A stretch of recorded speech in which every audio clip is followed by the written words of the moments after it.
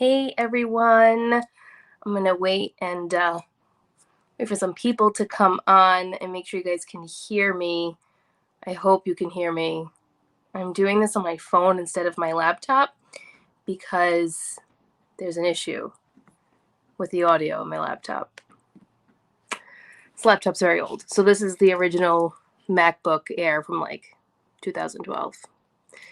So it's a little old. Let me see if I go on YouTube really quick, if I can see if there's some audio.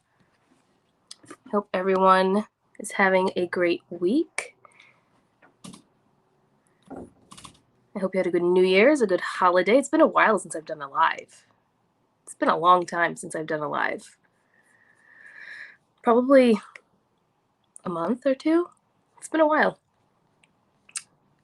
Let's see here. So if you're just coming on, hi, I'm Daniela, and this is the Chronicles of a Reseller.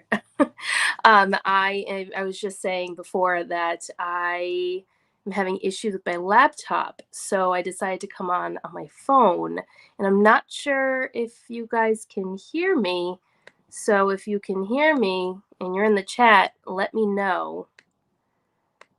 And if you can't hear me, well then that's a problem, and I have to figure that out. Let me just see really quick if I turn the volume down. Yes, okay, there's volume.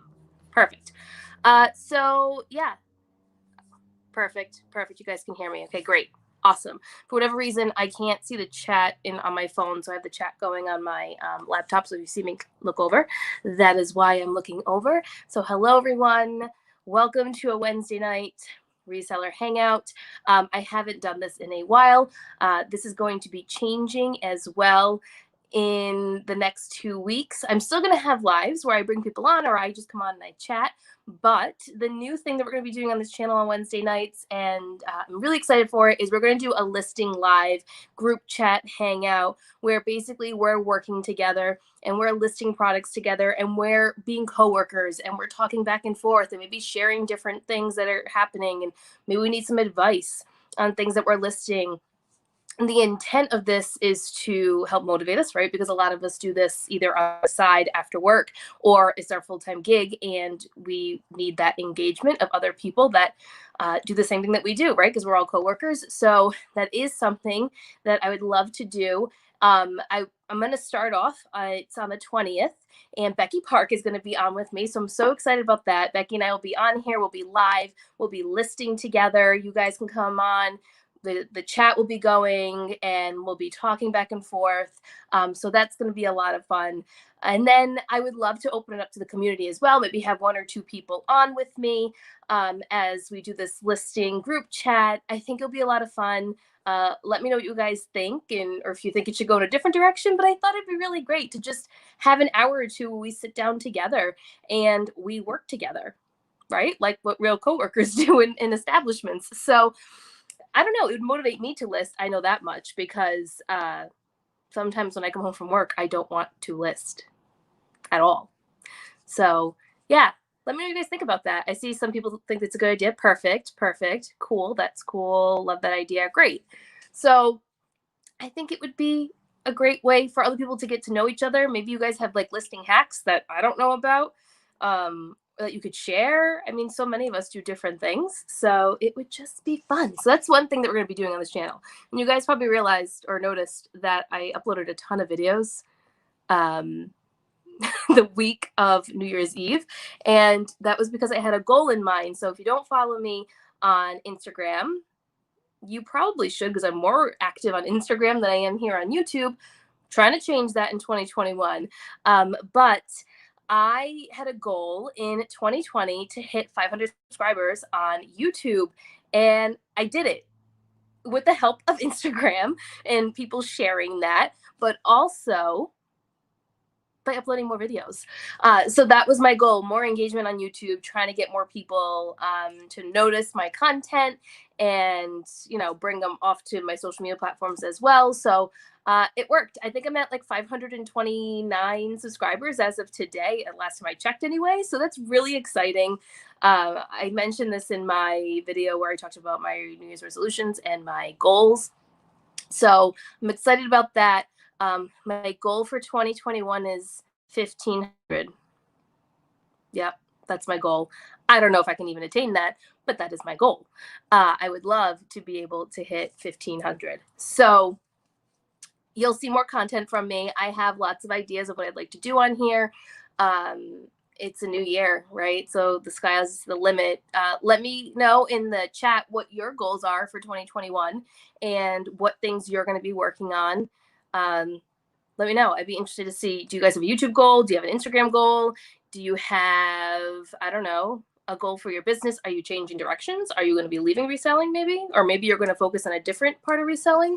Let me know. I'm curious. I want to know what you guys are up to because it's been a while since I've had conversations with everyone. Ooh, nice, Veronica. 1K. Yes. It's all right. They only started last month.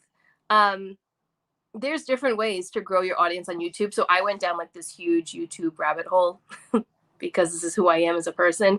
And I started watching all these different content creators that focus on YouTube growth. I watched a lot of tech YouTubers and how they do different things. And I've been doing like a lot of just market research and just studying and seeing what they do. I took like 10 pages of notes. I bought a bunch of books. This is just how I am. I like to really understand the trade of what it is that I'm going into. I want to have a better understanding of it all. And the only way to do that is to do your research. So yeah, Christy, I'm saying 1,500 for the year. So I'm at 529 right now. So I need to gain about 1,000 subscribers, well, a little less than 1,000 subscribers, which means I need to put in the work on YouTube. But that will come with time. If I don't hit the 1,500, it's not a big deal. But that's just the goal that I have in my head. So yeah, that's just the goal that I have. It's tough. I took a lot of pauses last year, and I think that's why I am where I am right now. I probably would be in a better place with subscribers and all that stuff, but like this would just be an extra stream of income for me if I ever became monetized. And if I never become monetized, that's totally okay too. All right, let's see. I'm gonna try to do the best I can to balance the chat and everything else. Here we go. Utilizing a cross-listing service, listing every day, cross-listing on all platforms. Yes. So if you listen to Thrifters Villa, which is my podcast with Lori Tata, we just hit 1 year in December, which was so exciting. Season 2 released this past Monday. We actually talked about this, utilizing, Lori has Vendu, I have List Perfectly, cross-listing everything on eBay. I'm currently in the process of doing that. I have someone cross-listing everything that's on Poshmark to eBay for me because I can only focus on so much at one time. And I was able to do that with my reselling money. I used podcast money in order to do that. So I have that going on, and then listing every day, which is my current struggle because when December hit, I kind of stopped listing every day. And it was because I had a VA that was helping me. I stopped the VA for December and January because I am focusing on so many different things for the business, not just reselling. I didn't want to put the money into that right now. So because the listing is back on me, it's become more inconsistent. What's happening is I'm listing maybe one item tonight and then 6 items another night and then not listing anything, like totally falling into that trap of not being consistent with listing. So I'm hoping that in these next few weeks, I can get a rhythm going and I can stay consistent with it all. Having everything on eBay is gonna be super helpful. So once all of those listings are on eBay, I am then going to say, thank you very much to the person who's listing it for me. And then I will take it over from there and I will just cross list every time that I list like I was doing before. But I reached a point right now where I have over 500 items that I have to cross list to eBay and I don't have the bandwidth to do that at all. I just don't have the bandwidth for it. So I had to outsource it. And I think if you're in a place in your business where you're able to outsource, totally fine. Do it. There are lots of people out there that are looking for work, whether it's in the United States or in other countries. There are different services out there. Denali has a really great course on hiring a VA. I have a link in that in my Instagram bio if you guys are interested. Yes, it's an affiliate link, zero pressure. I took it. I liked it. It helped me get to the point of being comfortable to hire a VA. So if you're curious about that, my Instagram name is right down here below, Ivy and Blush Bottega _Bottega. So yeah, definitely recommend that. I see lots of friends coming in. Hi, Leslie. Hello. Michelle is here. Lisette is here. Lots of people are here. We got another goal here from Veronica. One of my goals is to increase my average sale price without increasing my cost of goods. So with that in mind, also sourcing smarter, or do I say it last? Yeah. So this is like a double-edged sword, right? Because in order to increase your average sale price, you typically have to pay up. Typically, not always. Or that's like how you start, right? You start paying up for things. You're starting to learn brands. You're trying out different brands. You're doing that research. You're taking that risk. That's how I started, and that's how most people start.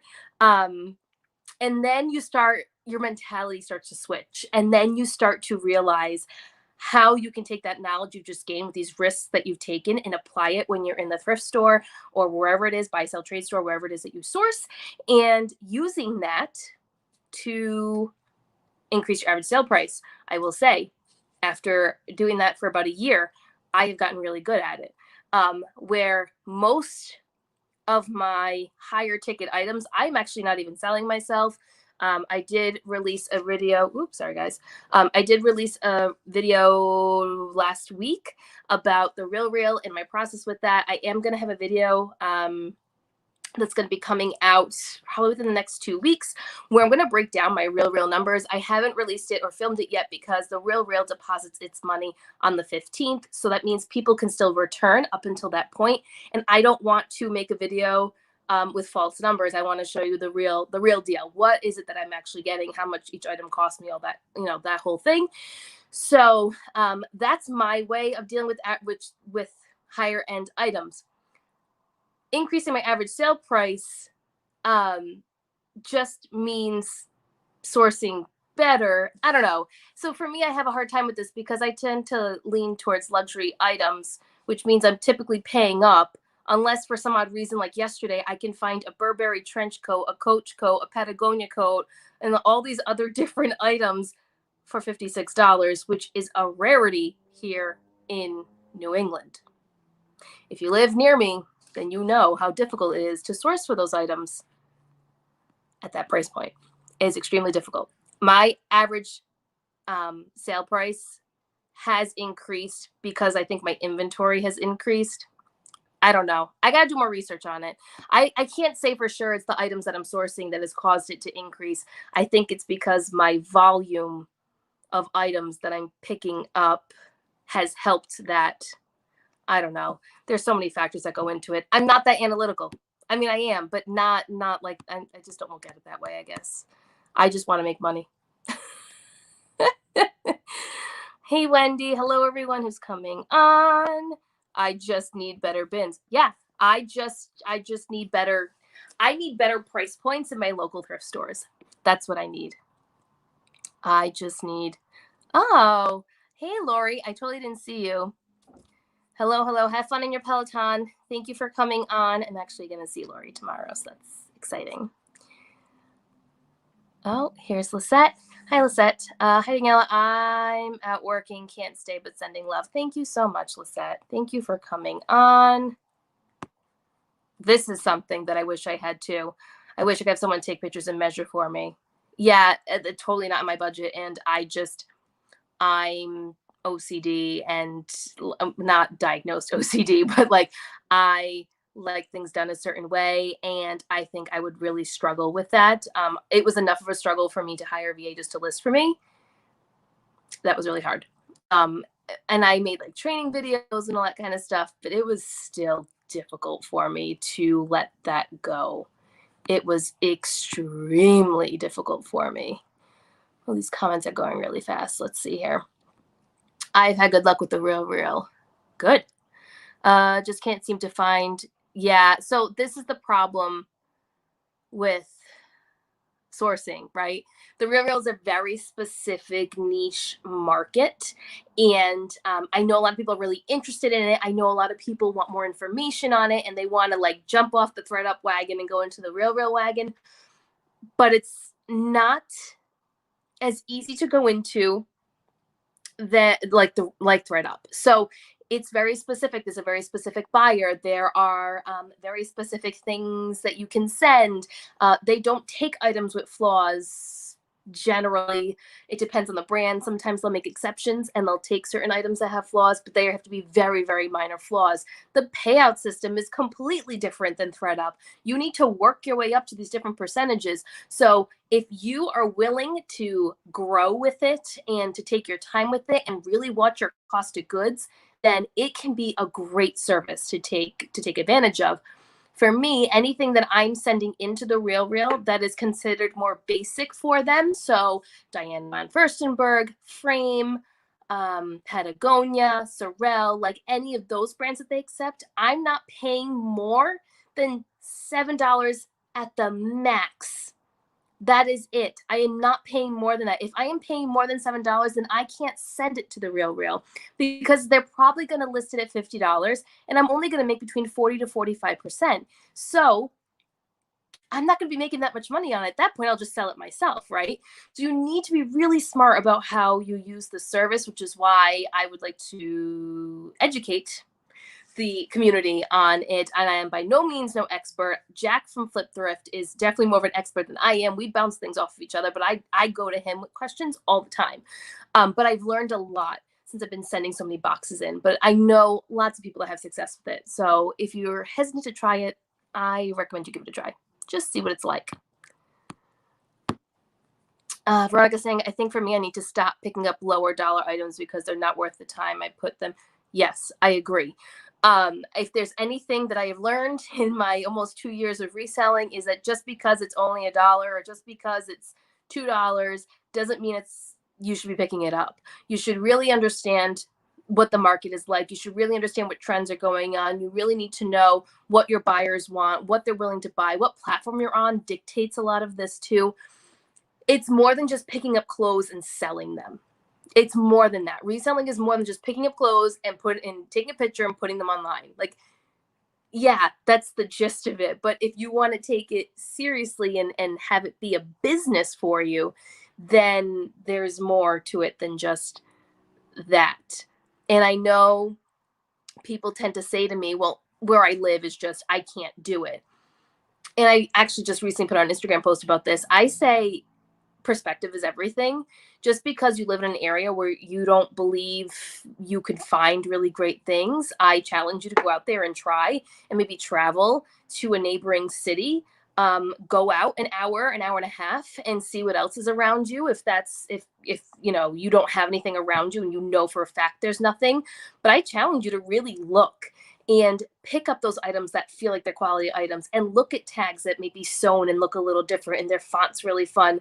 Get into vintage. Every thrift store has vintage. If you can't find anything, right? If that's your claim and you can't find anything, then look into doing something else. Maybe clothes isn't the thing you should be doing. Maybe it's hard goods. Maybe it's board games. Maybe it's, I don't know, like I said, vintage. Maybe it's shoes, sneakers. Go into the sneaker market. Huge market right now. Maybe it's records. I mean, there's so many different things that you can resell. So I think people get caught up with, they start with clothes and they feel like they're pigeonholed. They have to keep doing that, but you really don't. I mean, you can do whatever it is that you think you'll make money on. The comments are going so fast. Okay. Here we go. Everyone give Daniela a thumbs up. I mean, yeah, the more engagement I have while you guys are on here, the better it is for me. So if you hit the like button, if you hit the subscribe button, if you hit the bell, you're commenting, all of that stuff, it's good for me. YouTube pushes me out there. People see me, they come on, they get to learn who I am. Maybe they'll subscribe, maybe they'll like me, maybe they won't. It doesn't really matter to me. But I would like for YouTube to push me out there so that I can be seen. That would be really nice. Veronica, I'm part-time, so got to be extra smart with my time management. Yes, so I'm theoretically part-time as well. This is huge. Time management is a big deal. You need to find your rhythm. You need to create a schedule. You got to write things down. So if you can only source for an hour every week, you better make it worth it. You know, you break it up, maybe do 2 days, a half hours, something. But you have to make it worth it. Or maybe going sourcing isn't what you should be doing. Maybe you should be doing liquidation boxes, or maybe it's buying boxes from other resellers that are reputable. Jade, Fashion Without Trashing, has really great boxes. Ty from Lux Huntress, awesome boxes people buy all the time. Highly recommend those two ladies. Love them. And their products are great. So maybe that's how you experiment with different brands. The initial investment seems like it's a lot, but it'll be worth it. The payout will be worth it. I can almost guarantee that for you. Veronica is debating on sending a box to the Real. I say do it. There is nothing wrong with just sending a box and seeing what happens. What's the worst that happens? They deny everything. Send it back in, see what happens. I do that all the time. Every time that things come back to me that are returned, I rebox them and send them back the next day. And I see what happens. Sometimes they accept it all. Sometimes they don't. Sometimes I have to, look at the item when it comes back and say, okay, but is this really worth it at this point? Should I just donate it? Like, I've had it for X amount of days. Is it even worth my time anymore? Or maybe I ask the community, hey, would you be interested in purchasing this at $25? Shipping, paid, gone. Like, get it out of my house kind of thing. There's different ways to do it. They take Diane von Furstenberg. Okay, I'm not even going to list all the names. Go on the Real Reels website. They have a designer list. Okay, so look for the designer list. It's on there. You'll find it. Do a little research. You'll find it on there. They accept so many brands. Just because they accept these brands does not mean that the payout is great on it. Okay, so you really need to research the website. You really need to see what it is they accept, how much they pay out for it, what did it sell for. A lot of it's just experience and being on the app. So do your research. But yes, they do accept Diane von Furstenberg. Let's talk about that brand for a second. Great brand, high retail price, beautiful pieces, does not resell easily on Poshmark, eBay, Mercari, like very difficult to sell. It will sell, but it will sit for a long time. Sells on the Real very quickly, like 2 to 3 weeks, sells. Usually once it hits the 20% off mark, but still sells. So Wendy's saying that she's just starting out on the Real. Takes a long time to get paid. It does. And the reason why that is because of their return policy. So customers get 14 days, which means, for example, in December, there's 31 days. If someone bought something on the 31st, they have until the 13th, 14th, whatever it is, to return the item. And then you get paid out on the 15th. So it's done intentionally because their payout is on the 15th. So they can retract that money from you before it goes out to your bank. That's why it's done that way. Oh, well, thank you, Michelle. Yeah, I'm all about transparency and just being real. And my approach on reselling is very different than probably some other YouTubers that are on here. But like, I don't sugarcoat things. That's not who I am. I am full-blooded Italian and I say whatever I want to say. So, I highly recommend using the Real platform, but I also caution everyone to really understand what they're getting into and what their payouts are actually going to be, because it's not as lucid as some people may think. And I don't want anyone to get discouraged. You send in a box and then you're only making, I don't know, $100 and you thought you'd be making 700. You have to set your expectations kind of low. And the other thing too is if you have items that you sent in and they're at the 50% off mark, you can contact them and say, hey, listen, I would like to pull these items. I don't want them selling at 50% off. I'd like to recall them and take them back. They'll gladly send them back to you. They will send them back to you. So I if you're going to do this, you need to treat it like an actual side business that you have. You need to keep up with this stuff. If you don't check, something could sell for $5 because it hit 90% off. You don't want that to happen either. So, you have to take it seriously. Just because you send it there, you don't just forget it. Like, you need to actually keep up with it and make sure it doesn't hit these different thresholds. And then you're not making any money on it, especially when you're first starting out, because you're only at the 40% mark for your payouts. I'm right now at 60%, but it's not on everything. There's there's a tiered system. Research it. It's out there. There's a tiered system. I'm at 60%, but not everything I get paid out 60% on. I still get 40%, 45%, 50%, 55, 60, sometimes 70, depending if I find a really great Lux item. But it's all over the place. It's all based on the price point. So there's that. So this is Jen, everyone. The Savvy Outfitter is Jen, and she's coming in to say hi. So if you don't follow Savvy Outfitter on Instagram, you probably should. That little icon you see here, Rhea. Rhea is Jen and her husband. They came up with an application for resellers. It is an inventory management system. She was on the podcast with Lori and I as well, and she talked all about it. So if you haven't listened to the episode, go back. I don't know off the top of my head what number it was, but if you scroll through Apple or Spotify, you'll find the episode with Jen, the Savvy Outfitter, where we talked about Rhea. So yes, absolutely check that out. It's a great application. I am going to use it starting now. I promised Jen that this weekend I was going to actually take my inventory seriously and put things into an actual database, because right now I have it in 15 different places. So I'm going to put all of my stuff into Rhea, and then I won't have to worry about things. It's going to be great. I'm going to do it, guys. I don't want to promise, but maybe I'll promise that I'll do it. I probably should do it, huh? Let's see here. Yes, Jack is the real king. Absolutely. I think clothes is easier for a lot of people with limited storage, even if I was into hard goods. Yeah, so that's absolutely true. Clothes is just a lot easier to get into. It's easier to understand. There's so many people that do clothing resale. It's easy to research. It's easy to learn from. How many YouTubers on here predominantly sell clothing? Most of them, right? So, and space is a big deal too. But I'm going to tell you, when you get to a certain point of selling clothing, space is limited as well.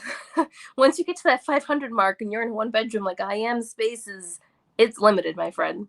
It is definitely limited. Where is Marco and Sophia? On the bed, sleeping. I'm not going to bring them out. They're right there. But they are sleeping. I looked at their list today, but I didn't. Yeah, they do accept Diane. If they might have removed it from their list recently, because I've sent in Diane von Furstenberg in all of my boxes the last 2 weeks, 3 weeks, and they've accepted it all. So they might have just recently done it. They do update that list all the time. So it's possible that I missed it and they've taken it off. But yes, UGG is on there, Sorel is on there, Patagonia's on there, the North Face is on there, but I'm going to caution you, do not send your North Face right now. North Face is huge with the younger population. If you just saw my Instagram story I posted before I came on here, I found a brown puffer, the North Face jacket, which is really big right now with Gen Z. They love it. Kendall Jenner wore it. Some other celebrity wore it. And it's like everyone wants it. And they're going for like $150 to $200 right now, which is nuts. But, I wouldn't send that right now. Sorel, sure, you can send it if you can't sell it yourself. Patagonia, I say send because the Patagonia wave is kind of coming down a little bit because the North Face has come up, like ebbs and flows with reselling. I've been sending all my Patagonia over there. Oh, if anyone watched my video where I showed you what I was going to send to the Real, there was a couple of pieces I wasn't sure if they're going to accept. So the leather pieces, they've accepted them all. And the Fuzi piece, which I wasn't sure if they were going to take, they took it too. So I'm very curious to see what they price them at, because this is all new to me. I've never sent leather goods to them or the brand Fuzi. So,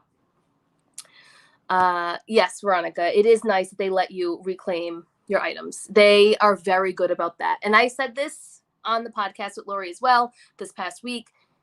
Their customer service is meant for the luxury world. Their customer service is on point. Their customer service is great. They're responsive.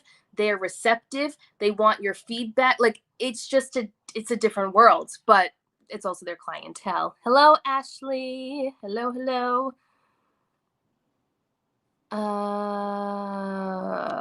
I'm just passing 1K items and need to get rid of stuff.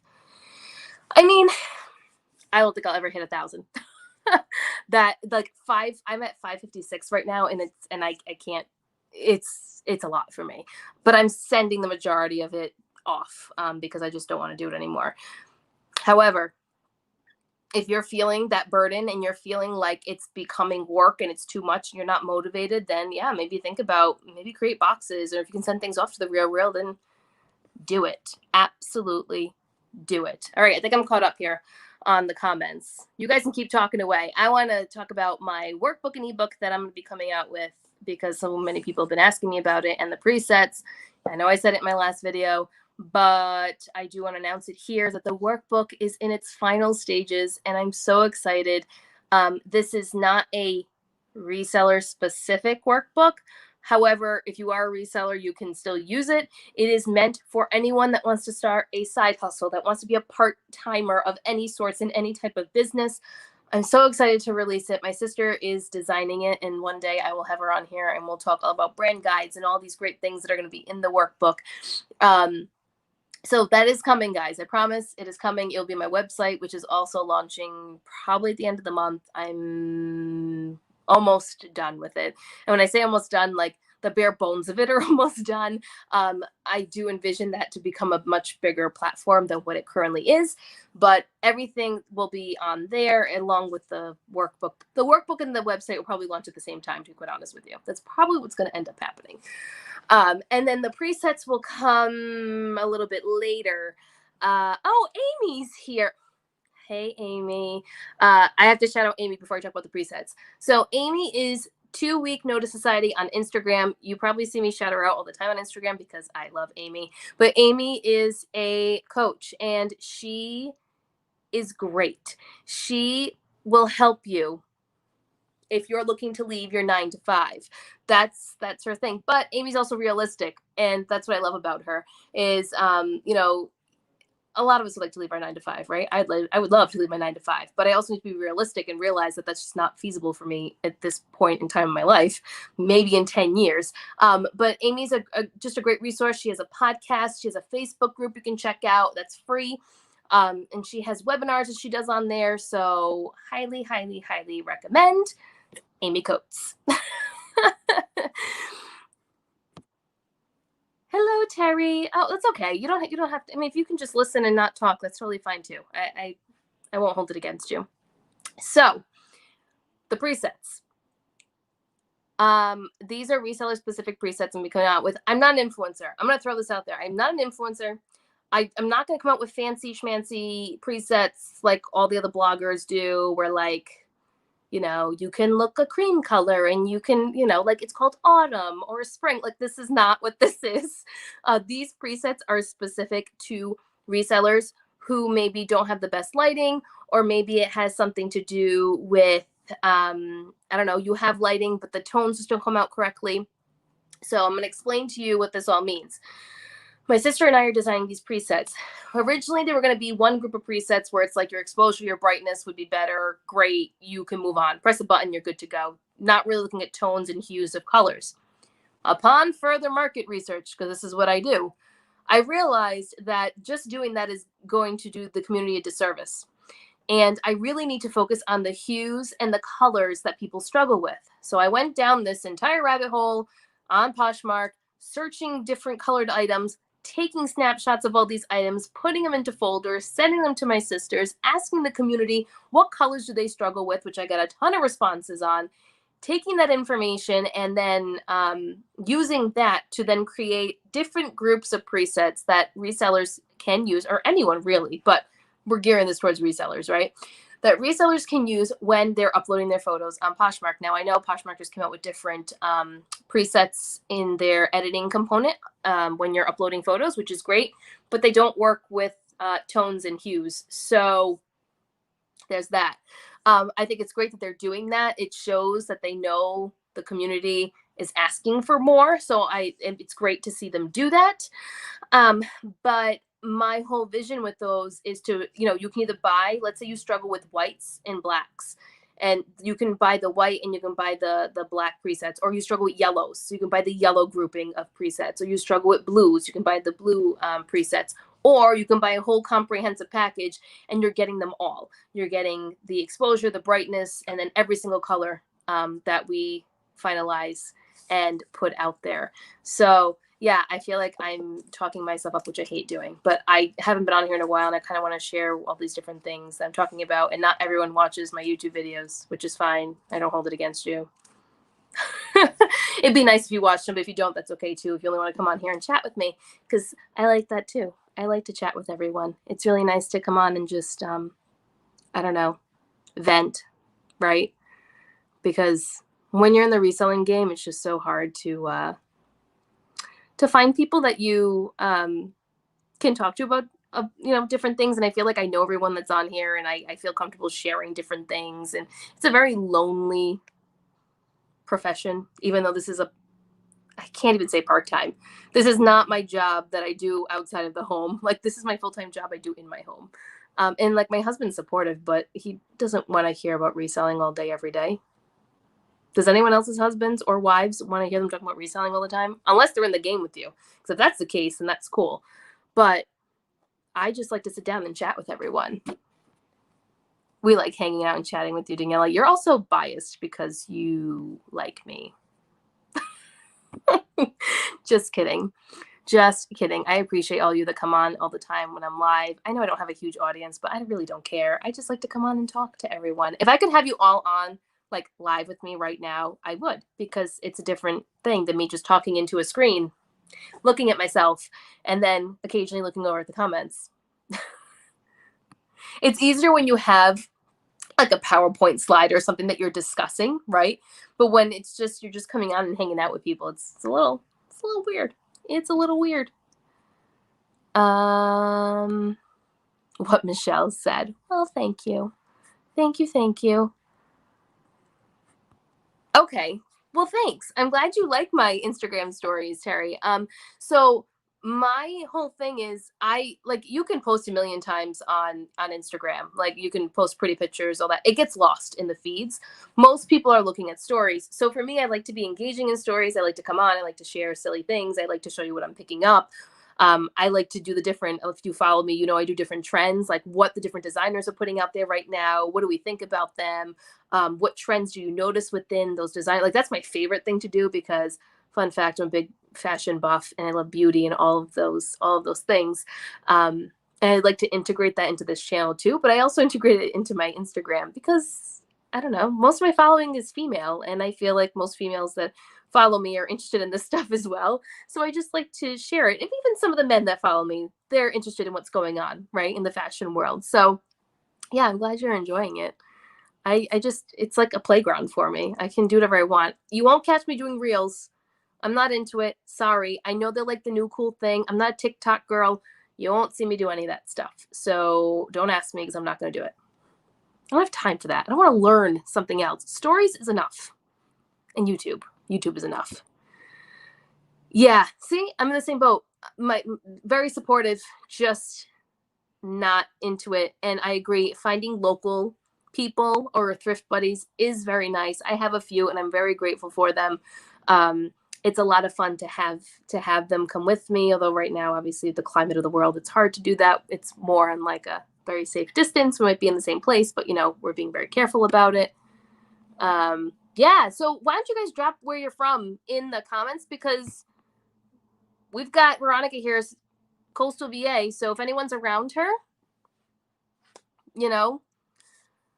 let her know. Maybe you guys can become thrifting buddies. That would be nice. The other thing too that's nice to do that I don't think people do often is, even if you don't have thrifting buddies around you, even if you gave someone that you're very friendly with on social media and you feel comfortable doing this, giving them your number, and maybe you can go thrifting at the same time together, and you have your AirPods in and you're talking to one another, and you can FaceTime one another. Like, there are lots of options to make it feel like someone's with you, especially because of how everything is right now. And it's not always safe to be out in large crowds with lots of people. Something to think about. Be creative about it, so you can still have a buddy with you, but it's virtual. There's nothing wrong with that, having virtual buddies. You guys are my virtual buddies. What's not to like? You're a likable person. Well, thank you. Some people might disagree with you because I can be a bit blunt at times. I don't have a filter like I once did. I used to be very subdued, and I used to keep most things to myself. But as I've grown older, which I'm not old, but tomorrow is my birthday, I just say things now because I don't care what anyone thinks of me. Oh, look at that. We're making connections here. We're making connections. I love it.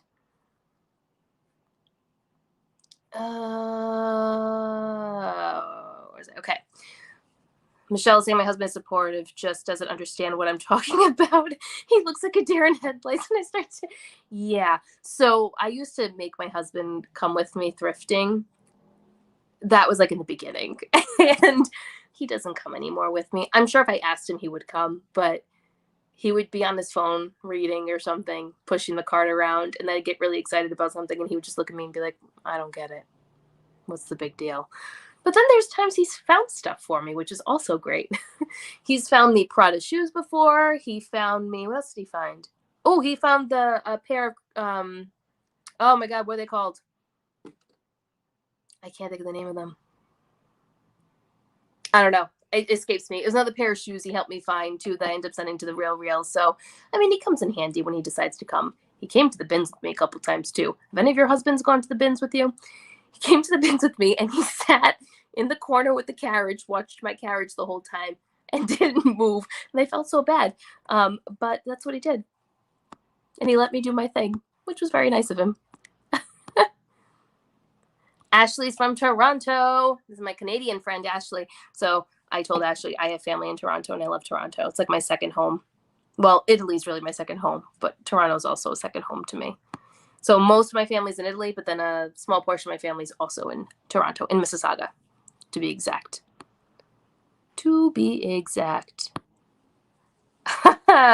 Yes. So for those who don't know, I am a Capricorn. And many things that I do are very Capricorn-like. So Christy is correct. My behavior is very much a Capricorn way. That's what I love about. Thank you. Yeah, there's no guessing at what I'm thinking. I will just tell you what I'm thinking at all times. Let's play a game, friends. How about you guys ask me something in the chat? Anything. Doesn't have to be reseller related. You can ask me anything, and I will answer it. Because that's the kind of mood that I'm in. And then let me know what you're doing. You guys listing? What are you doing? I should be listing. I absolutely should be listing while I'm doing this. And I'm not. I think I'm a little distracted because of what's going on in the world tonight, and I don't want to talk politics. I'm not doing that. This is not what this channel is about. However, there's a lot going on right now, and I'm a bit distracted by it all, which I'm sure many of you are. Oh, look at this. Yay! I hope we're forming a relationship right here. Thrifting buddies. That is the goal. We're going to make thrifting buddies. Love it. If my husband goes with me, he's like, you ready to go? Yeah, same. Like, are you going to be in there for 2 hours? I'll just wait in the car. And I'm like, no, it shouldn't be 2 hours. Maybe you'll be 2 hours. I can't guarantee. If it's really good, I'm going to be there for a while. Okay? I cannot guarantee it. What are you doing for your birthday? Well, I am going to see Lori for a little bit, and we're going to work on Thrifters Villa stuff, and then that's probably it. I'm not doing anything tomorrow. It's a weekday, so I'm not doing anything special.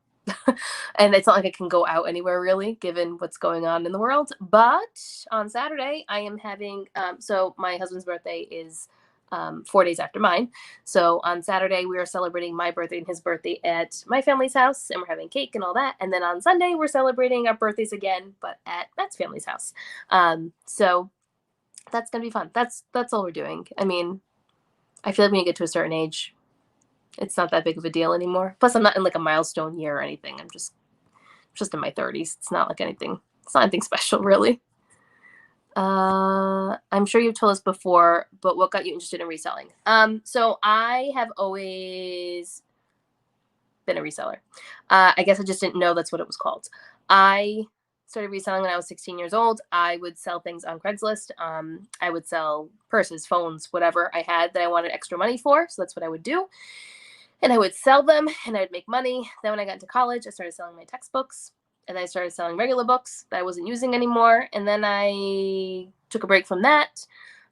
This is when Amazon wasn't like really a big thing anymore. Or wasn't a big thing yet, I should say, not anymore. It wasn't really a big thing yet, and it was mostly for textbook purposes. I resold on a textbook website called chegg.com. I don't even know if that still exists. I'm dating myself, but that's what I did. And then I just resold random things here and there on eBay and Craigslist, like throughout the years. I didn't start like reselling, like you guys know me now, until it was 2019, January, February, in that range, when my friend Jill, I saw her posting things on Instagram that she was selling things online. And I was like, I could totally do this. I used to do this with my own stuff. tell me what you do. And she did. And I already had a Poshmark account. I've had one since 2016, but I didn't do anything with it. I didn't buy anything. I didn't do anything with it. It was just there. So I got on, I listed all of my stuff, and then the rest is history. It was like automatic hook, hook, line, and sinker there. I just started listing everything I owned and making money from that, and then using that money to then keep growing the business. So I don't use any other funds but reselling funds to fund my business. So when you see me outsourcing, that is money that I've made. Most of the money that I make, I reinvest. And then there's a good portion of money that I put towards savings for things that I would like to do in my life. So that's how I got started. How did you guys get started? Let me know. I'm curious. Everyone starts off with a different story. Some people were stay-at-home moms and they wanted, the kids grew up and they wanted to do something else. Some people just fell into it because they liked it and they heard about it. So Amy's listing. Way to go, Amy. Amy is also doing stuff on Amazon, and I'm going to pick her brain because I think that's going to be part of my long-term, goals going into 2022, 2023. I want to get into the whole Amazon game. Yeah. I've been thinking about it for a while, and Matt wants to get into it too, so it's definitely something that I'm looking at. Tasha is here. Hello, Tasha. And Tasha is listing. I paused listing to make my kiddo some dinner. Kids got to eat. You got to feed them. Oh, thank you. Dedicated to deals. What's your name? I'm sorry if I don't know your name. Can you tell me what your name is? Because I feel bad. I can't say thank you personally. I had my mom come with me to the bins, and she looked around and then sat in the corner. Yeah, I feel like that's everyone's reaction. If they're not into reselling, they're just kind of like, man, I'm just going to sit here in the corner and wait for you to be done. Please don't take a while because this doesn't interest me. That's how I feel. I always feel bad when people that aren't into thrifting or anything come with me to places. Thank you for the birthday wishes. Yes. How did you and Lori first meet? I'm a stalker, and I was watching Lori's YouTube videos, and I saw that she was from Massachusetts, so I found her on Instagram, and I messaged her. That's how we met. I told her, so backstory, right? I should give you some of that. I was researching different bins, and the New Hampshire bins came up, and I was planning a trip to go to the New Hampshire bins with my friend Jill. So I just kind of wanted to see what it was about. And I watched Lori's videos. I thought she was really awesome, and I learned a lot from her. So I messaged her on Instagram. We started a friendship. Then we met in person when Leslie from A Reseller's Passion came down to Massachusetts. So I'm in Rhode Island, Lori's in Mass. And then the rest is kind of history from there, right? Now we have a podcast together, and we're going on year 2, and there's just so many great things. So many great things. So that's how I met Lori. Chegg still exists. Fascinating. I didn't know that. It's pretty cool it still exists. Daniela, I think you should celebrate your birthday for at least a week or 2. Fun fact, I usually celebrate my birthday for the entire month because I should. When I was younger, when I was in high school, for my 16th birthday, we celebrated for 2 weeks. And then for my 18th birthday, it was a full month of celebrations. And then for my 21st birthday, that was just a year-long celebration. Oh, Heidi is here. Heidi also has a YouTube channel that you should probably check out. I love Heidi. Heidi, fun fact, I did not tell you this.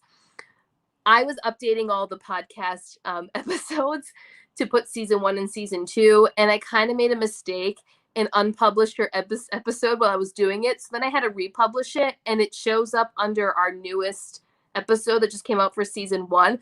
But it worked out perfectly because Lori and I talk about eBay in the episode that just released this week, and people have been binging your episode. So I just want you to know that people love you and your content because people are binging your episode on the podcast. So it was like it was meant to be that I unpublished and republished you. So I put re-release on it, but it's a lie. I just made a mistake. But it's working in my favor, I guess. Oh, here we go. Yes, if you are a reseller, you should be on Amazon. Yeah, I know. You know what it is? It's not that Amazon is intimidating. It's that there isn't that much content on Amazon. And the content that is out there, you have to pay for. I have a problem with that. I want to know what I'm getting into before I pay for something. I want to know what you're about. I want to know your story. I want to know more about you. And then maybe I'll pay for something. Does that make sense? Like, I would love for someone to create something where it's free, like the rest of us resellers do, right? It's free content for everyone. You can come on and I'll teach you all things I know. But if you want to know the real specific things, you got to join a member group, right? Like, that's how it works. I want that for Amazon. I want to learn more. I want to understand it. And then if I feel like I need that extra help, then I'm going to pay for your membership group. But until I find someone that gives me that, I'm not going to do it. I can Google all day long and all I ever find is like, pay for this to learn about Amazon. Well, I don't want to pay for it right now. I want to learn about it first. Then I'll pay you. Is that just me? Is that just a Daniela thing? Thank you, Rhonda. Thank you, thank you. Germans don't wish early happy birthdays because we think it's bad luck. All right, don't say anything until tomorrow then. On tomorrow, then you can wish me at 12:07 to be exact. Okay? Then you can wish me a happy birthday. 12:07 p.m. afternoon time. I celebrate the entire month. It's the only way to do it, right? Just gotta celebrate the whole month long. Life's too short, and the world's too messed up to not celebrate all day long. Have you ever sourced at any of the auction ninja auction? I don't know what that is. What is it? Let me know what it is, and then I'll look it up. I've never done it, clearly, because I don't know what it is. Have you done it, Amy? You might know what that is. Hilarious. I was actually looking for it to show my husband and thought you deleted it. No, I didn't delete it. I meant to message you and I completely forgot. So I'm telling you now in front of everyone that I accidentally unpublished it. It's at the top. If you go, it's the episode underneath. I just saw that I froze a little bit there. It's the episode underneath season 2, episode 1. There's Heidi's episode all about eBay. Yeah. Sorry. Can't wait until we can try our free league. My closest reselling friend lives 4 hours away. Oh, that's awful. I'm ready for PoshFest to be able to finally meet all the great people and connect with the community. Okay, well, I don't know if I'll ever go to PoshFest. I don't know. I would, the unpopular opinion again, here I go. I just don't love the format of PoshFest. I also come from a different professional world where conferences and networking and all that kind of stuff is presented differently, and there's different tiered classes and programs that you can go into. So if they decide to branch in that direction, then I'll be there. But if they're just going to have the same content like they typically do every year, and it's a lot of it is more of the beginner to, I don't want to, not intermediate, but it's like that middle ground of beginner and intermediate. I don't know what you would call that. Then I probably will opt out of it. If they do the same thing with like webinars and stuff, I will do that again. I see that I keep freezing here on the screen a little bit, and I don't know why. I have full service, so I don't know what's happening. Maybe it's just YouTube or SteamYard. I don't know.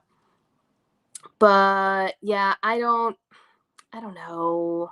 It'd be nice to meet everyone, but at the same time, I know my personality, and like if I'm not gaining anything from it, I would probably peace out real quick. Yeah, that's just how I am. I attended a really great event when I was in the marketing world called HubSpot. HubSpot is located in Boston, and they have this huge event at the Boston Convention Center. They are a CRM tool for lots of different businesses. It doesn't matter what business you're in. They just house all these different great programs in there.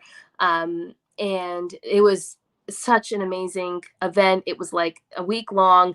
Celebrities came, you met different celebrities. There were book signings. Like it was a really great event. And I'm a little biased because I like that type of format. And there were different levels of things that you could learn. So if you were a beginner, there were beginning classes. If you were intermediate classes, and then advanced classes. And there were always like rolling sessions going on about different things. There was a main stage. Like when I think conference and I think of networking, that's what I think of. So my brain just functions a little differently, I guess. Yes, free until you reach the point of growth where you need to pay for that extra step, right? Like I think there's value in paying for certain things. There's always value in that. Like if you have now reached the point where you need that next step and the free content isn't doing it anymore, then I think that that's where you need to go. I have no problem with that. But in the beginning, I need a little free content, right? Yes, birthday month. I love it. Amazon sellers do not want to give info for free. It is a very competitive market. Most sellers do not even have links to their stores to keep competition down. I totally understand that. I guess I don't want to know what products to pick up. I should clarify that. I want to know the process. I want to understand the process better. I want to know what tools I should have in my belt. I'll figure out the stuff that I should be sending, because you need to do your research for that. I understand why people get paid for that. You should be getting paid for that. If you're sending out lead lists, you should absolutely be getting paid for that. But I don't want to pay for the basic content. That's all. That is all. Oops.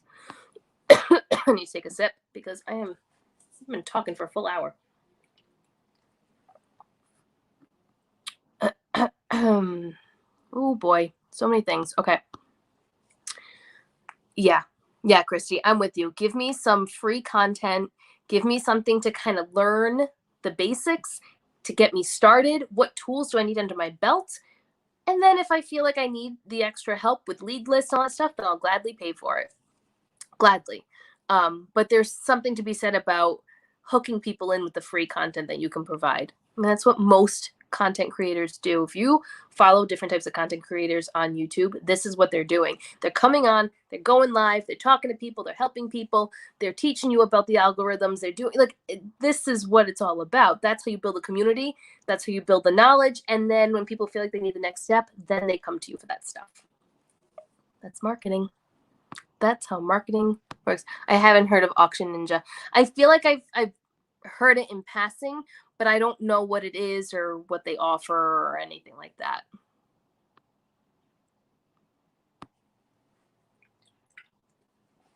I would go to Posh Fest, but not any of the seminars, just the informal sessions. Yeah.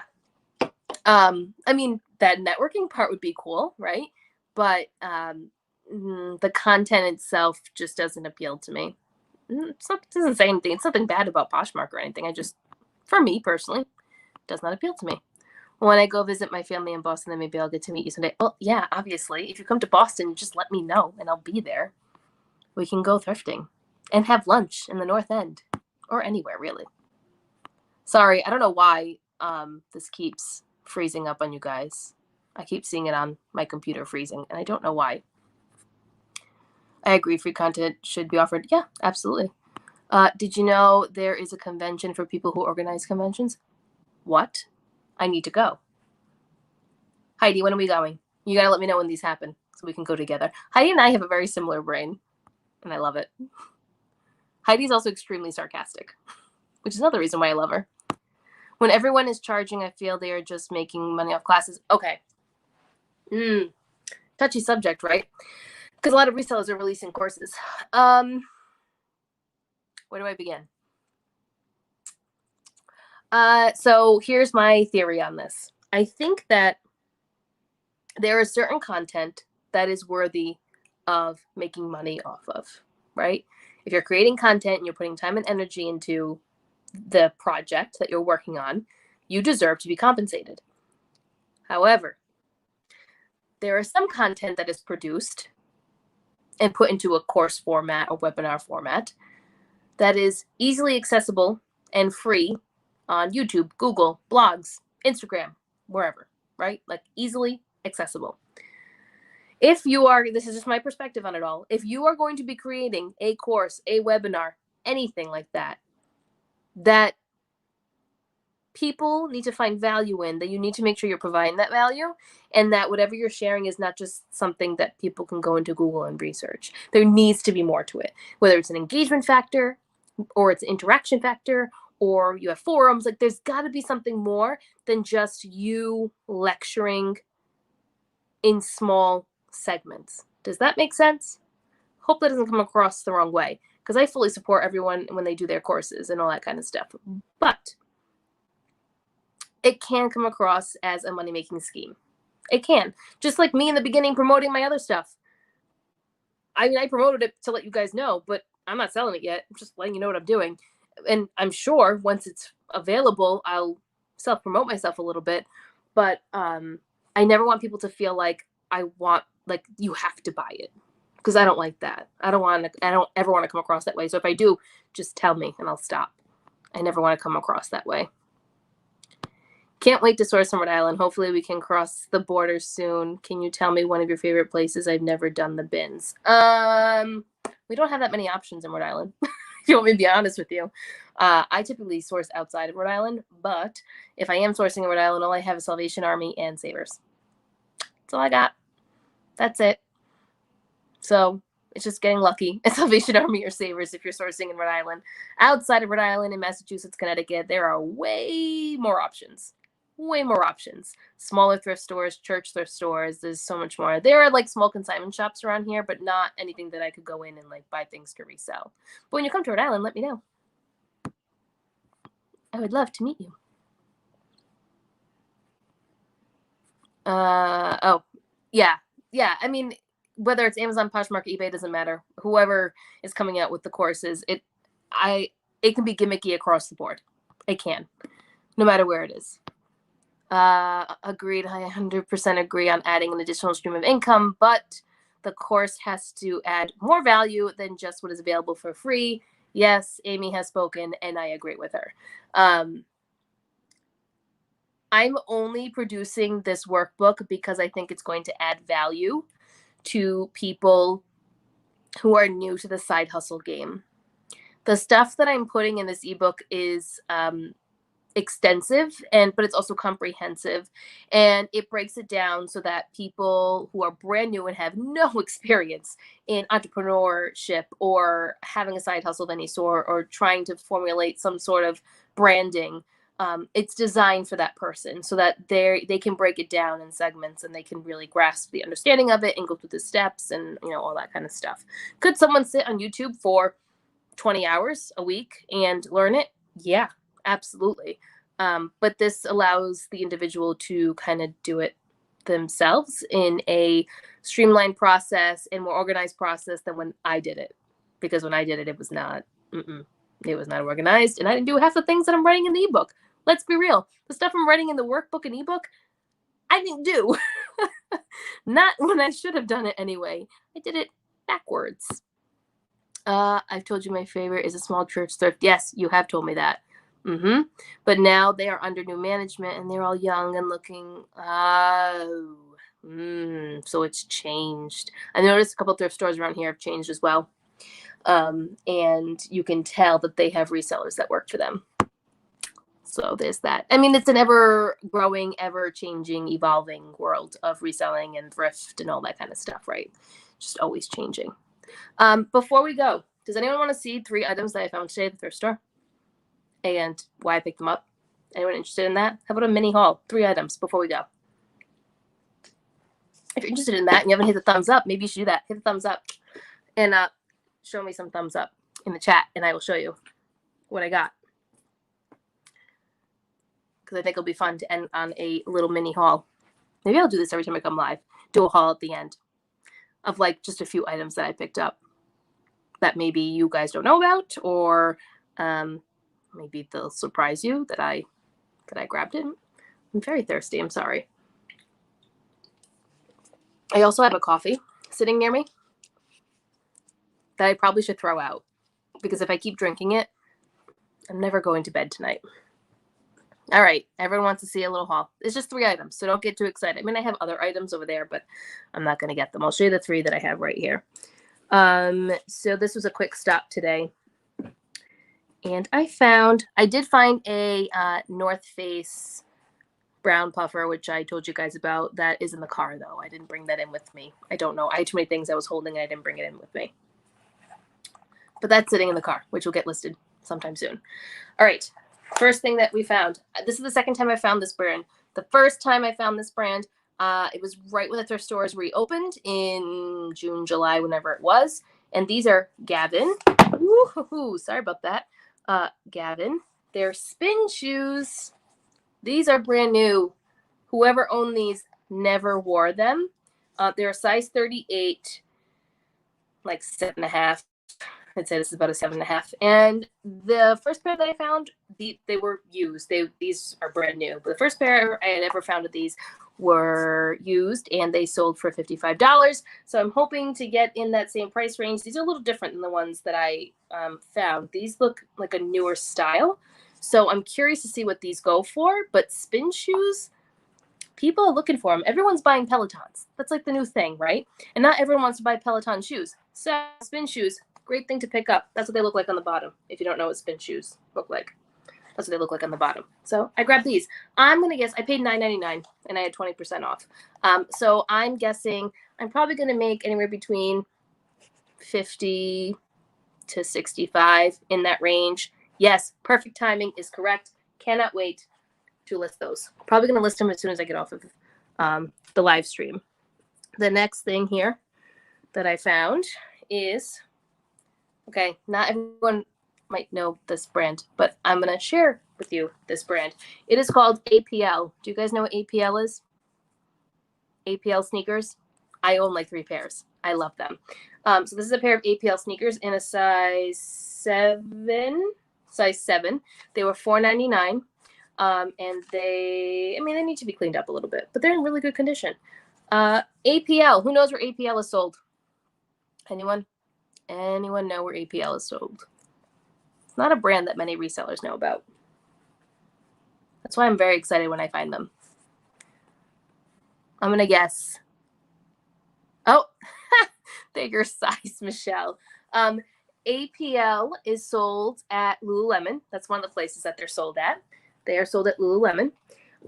They also have their own website, but they are probably the most comfortable sneakers that I own. I own 3 pairs. They have all different types. They have some that retail for like $200-$300. That style of APL can typically resell between 50 to 80 or more. I've sold some at 100. I've sold some at 125. Different colors better than others. I just sold a pair last week, and they sold for $75. So, and they were size 5, and I still sold them. So pick up all sizes, friends. Did not know that. You are so knowledgeable. Well, thank you, Michelle. I try to like if I'm going to do a haul or anything, like I like to pick up different things and show people different things that they may not know of. This next piece, let me see if anyone knows. I can't even. Can I zoom? Can you see that? Can you see that? Probably not. This says V 1969. Does anyone know what that is? I don't know why I'm freezing. I'm watching the stream right now and I'm freezing and I don't know why. This right here is Versace. It is Versace's diffusion line. So this is not expensive. Not expensive at all. So you'll see it says Versace in here. But it's not like it retails for $200, $200-$300. And I need to stuff it with some stuff because it's lost its shape. And I need to cut, it's got some loose threads here and stuff. I got to cut that. It doesn't, I think it's like a vegan leather. It's not a real leather. But I still picked it up. It was $9.99. Maybe I'll wear it a couple times. It's giving me like Celine vibes.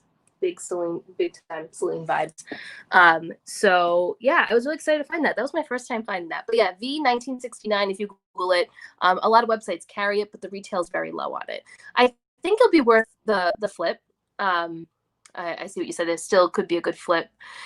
$9.99, 20% off. It's definitely worth the flip, even if I only sell it for $50. It'll still be worth it. But I think I'm gonna wear it a couple times first because I have a really bad purse obsession and shoe obsession. So I like to wear things first and then I like to sell them. Yep. Buy $200, $300 is expensive. My last purse was $3. Yeah, Heidi, I know. But in terms of like Versace, a $300 purse is not expensive. Typical Versace is like, I don't know, 1,000 probably, maybe a little less. I don't know. However, I'm going to try it. What's the worst? I almost left it behind too because I was like, it's got wear and I don't know if I really want to deal with it. Then I decided $9.99. I have 20% off. Not going to hurt me to try it. So I'm going to try it. Why not? When Kmart went out of business, they had them. Really? Kmart had it. Interesting. So it's really worth nothing then, is what you're telling me. I'm just kidding. Just kidding. Yeah, I definitely need to test it out and see what I have no idea. Not a clue. Never sold it, never found it. So I'm just gonna try it. It doesn't hurt to try, right? Are you sending it to the Real or are you selling it? I am going to sell it myself. I don't know if they accept it because it's a diffusion line. I have a feeling they won't take it. I have a feeling they won't, but they could because they accept regular Kate Spade sometimes and regular Michael Kors.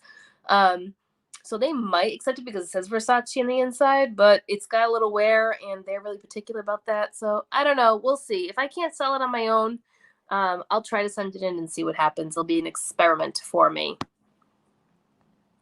Great idea to start doing that too. Wear it first and sell it. Yeah. Then I get yelled at when I when I put things on and I wear them, and then I get asked, "Weren't you selling that?" I am selling it. I'm just wearing it until it sells. I have all these free things, and they're not free. I'm paying for them, but I have wardrobe that I can use. So why not use it? All right. Yes, most Versace probably go for about $1,000. See, I'm a Chanel girl, so my Chanel bag that I want that I'll never own is about $6,000. So there's that. One day I will thrift a Chanel. That's what I keep telling myself. One day I will thrift a Chanel. It'll never happen. All right, guys, it's been an hour and 11 minutes. Thank you so much for staying out with me. I hope you liked this format. I'm not going to go live next week, but I will be going live on the 20th with Becky Park, where we'll be listing together. So make sure you have stuff to list that night. We'll be chatting and working together, and there'll be new video released on Friday. So stay tuned for that. It will be a thrift with me / haul kind of thing. And yeah, who knows? I think the following week I'm going to release my real video. So stay tuned for all of that fun stuff. And I will talk to you guys next time. Bye.